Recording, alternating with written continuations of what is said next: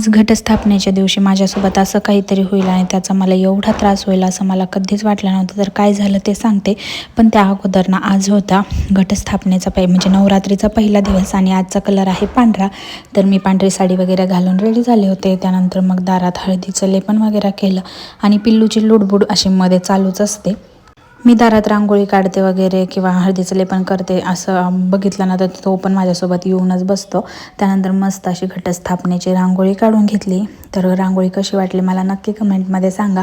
तर काही नाही, छोटासा घट काढलेला आहे आणि त्यानंतर घटस्थापना असं नाव काढलं होतं आणि देवीचे पावलं काढले होते.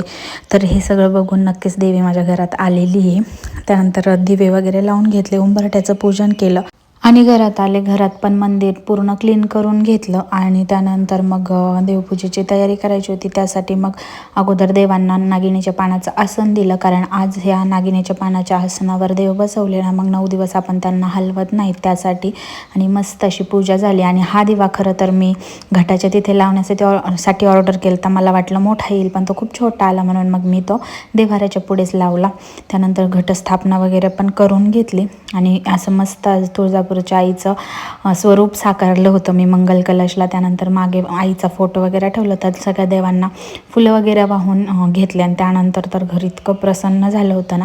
आणि त्यानंतर मग मी देवीची ओटी वगैरे पण भरली होती, अखंड दिवा लावून घेतला, घटस्थापना झाली आणि त्यानंतर आरती वगैरे करून घेतली.